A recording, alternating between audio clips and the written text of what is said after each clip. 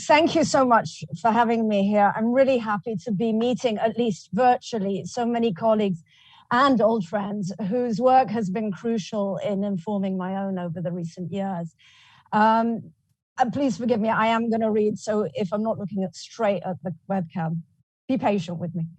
My presentation today builds on a research project that has in part already been published in a special issue edited by Nicole and Pranita, who are also involved in this conference.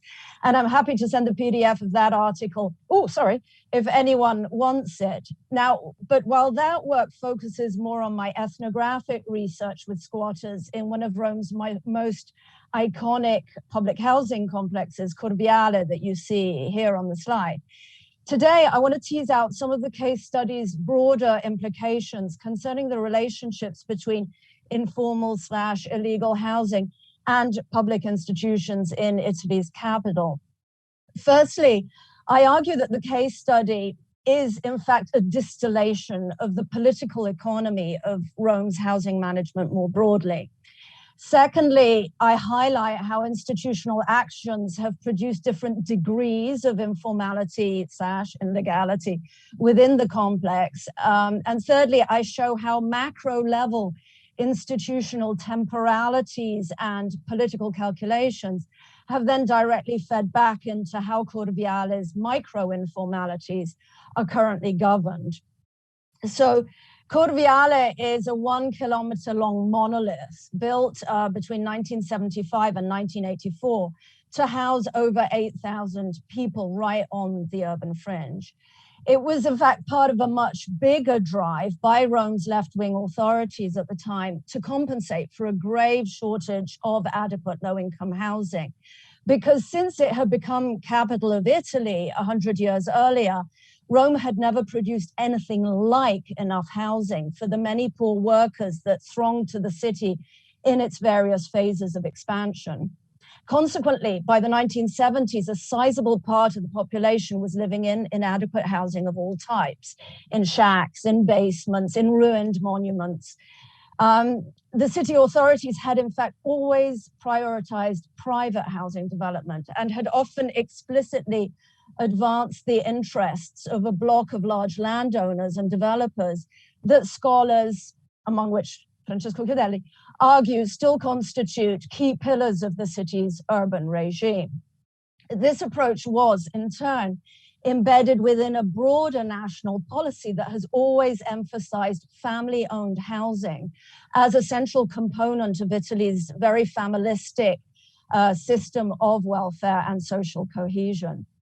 The result, however, was rampant real estate speculation in the post-war city, much of it actually illegally constructed, but mostly only accessible to the middle classes by the 1970s, 1980s.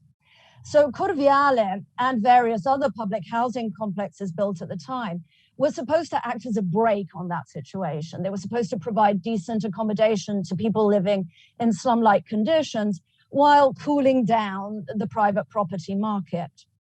But by the time it was completed in 1984, many of Corviale's apartments had already been squatted by many people excluded from the ever-rising costs of the private sector.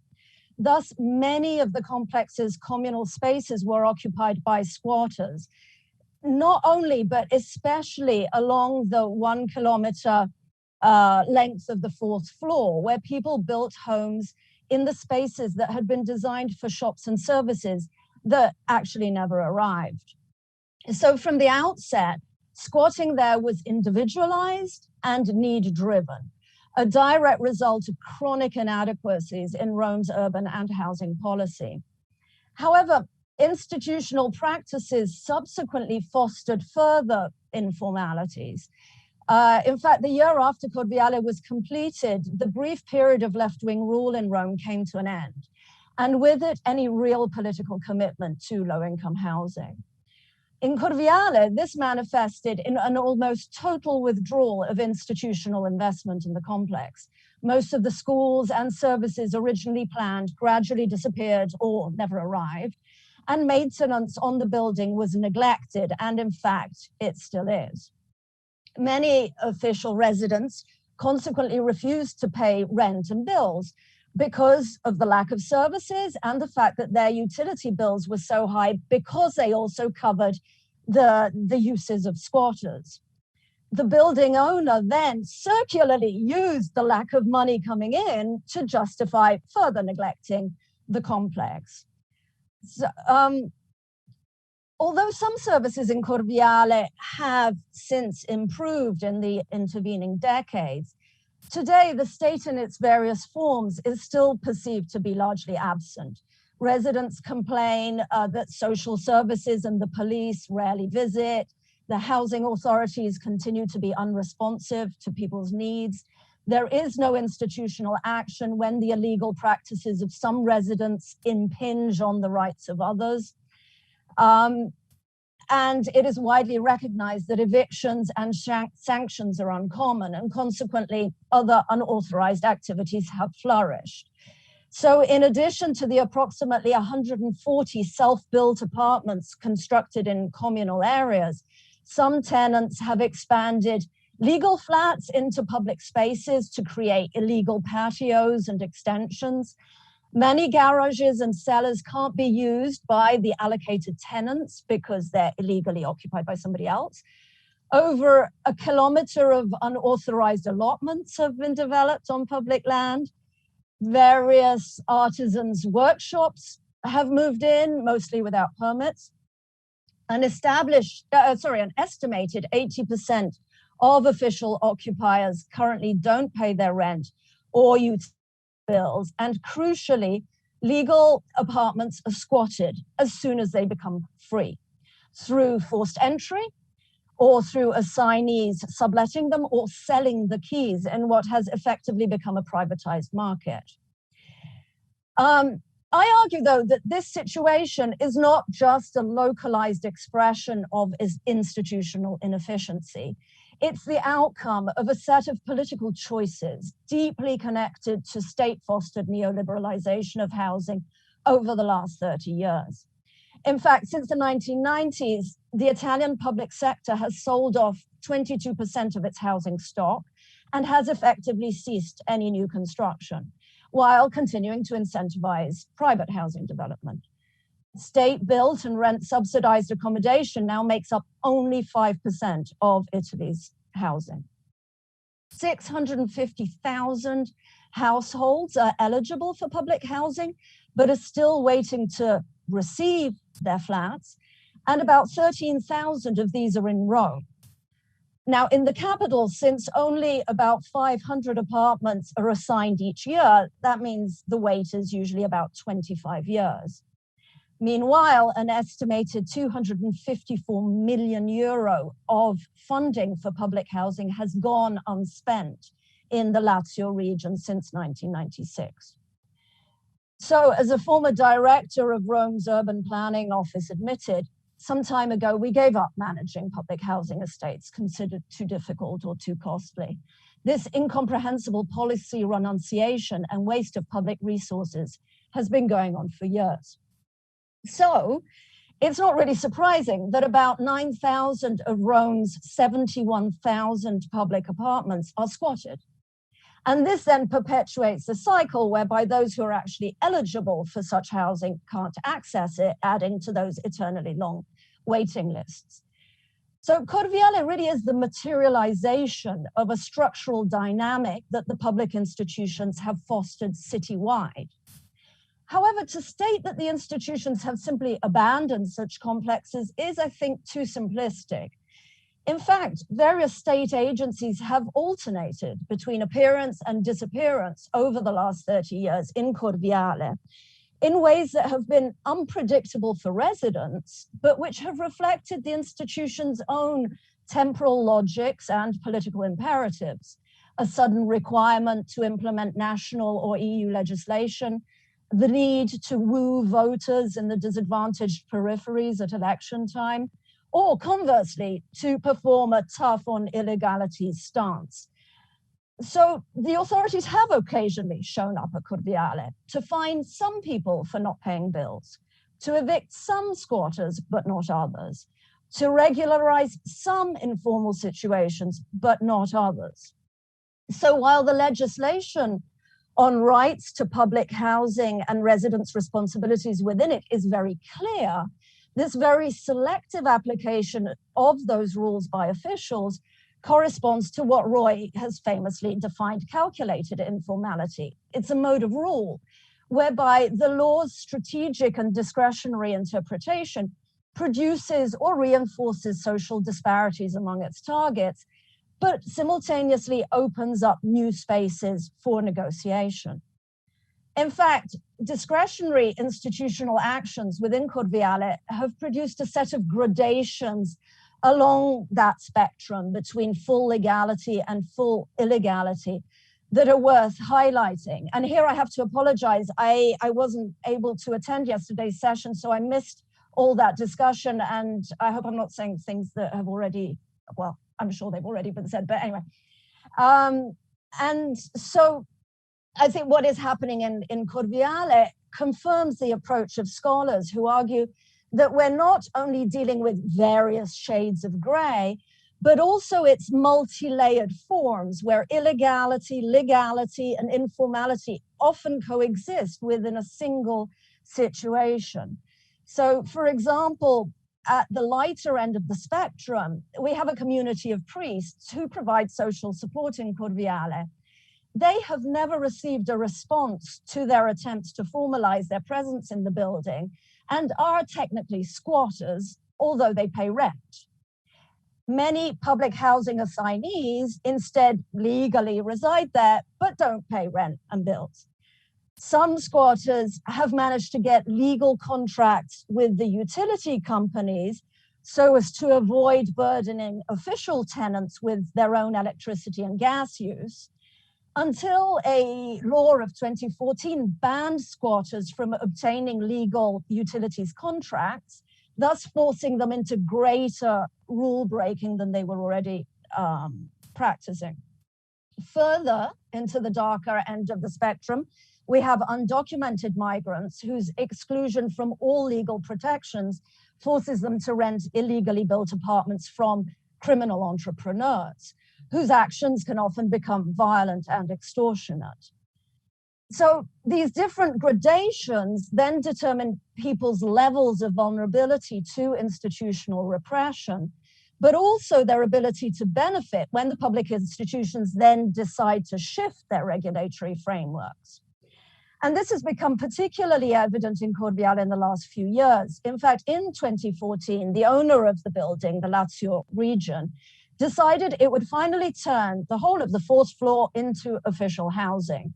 And it invited the people squatting there to apply for an amnesty that would give them the right to a legal apartment on the floor, as long as they could prove that they had been residing there illegally for at least 12 years and could demonstrate a suitably low income. So today, the entire fourth floor is gradually being built according to legal housing standards, and some of those previous squatters are being allocated official apartments as the works progress, but not all of them. In fact, the formalization project has opened up a new set of paradoxes and inequalities. Those who've been breaking the rules for the longest will have their status whitened, while those whose squatting is more recent, who've arrived because of an eviction elsewhere or a sudden job loss, particularly in the sort of most recent recession, will not be allowed to stay. The undocumented migrants, of course, will not benefit either, nor will the people who have been there for decades but don't have the paperwork to prove it. Meanwhile, all the other informalities that I listed earlier in the building remain entirely unaffected. So in the public authorities' failure to apply existing legal criteria for public housing allocation, time has become the alternative resource through which rights are claimed. Residents with the most temporal capital are those most likely to be able to stay on in Corviale in the future, while others who may have greater needs will not. Time is also central to how residents have experienced institutional actions and the extent to which they accord the municipal and regional authorities any legitimacy. The decades of institutional inaction were frustrating for many residents in Corviale, but they were at least fairly predictable. Locals organized their self-help networks in the absence of state provisions, and they felt able to plan for the future. It's been the sudden resurfacing of local authorities with this new formalization initiative that has been traumatic for many, causing major upheavals in the organizations of their lives. The abrupt requirements that they produce the right documents within tight deadlines, the fact that many were given 2 weeks' notice to move out of their homes before demolitions began. So while scholars often emphasize the powerlessness of drawn-out waiting that is often inflicted on citizens by the institutions, in Corviale, it's more the unpredictability of institutional temporalities that are experienced as oppressive and disempowering, making it impossible for residents to have a sense of control over their futures. But at the same time, residents are leveraging the institution's shift in priorities to their own advantage, knowing that the authorities now have a political interest in completing the formalization project as quickly and uncontentiously as possible, and knowing that the authorities are keen to publicize their newfound commitment to citizens in the peripheries, Corviale residents are focusing on the ways in which the authorities violated their own legal responsibilities over the decades, for example, by failing to maintain safety standards in the building, by failing to protect the rights of those with restricted mobility, by never fixing the lifts or unblocking the illegally gated walkways. So residents are leveraging that legacy now in order to demand a say in how the rebuilt apartments on the 4th floor are being allocated. And they are more generally forcing the authorities to at least acknowledge their, built up complaints.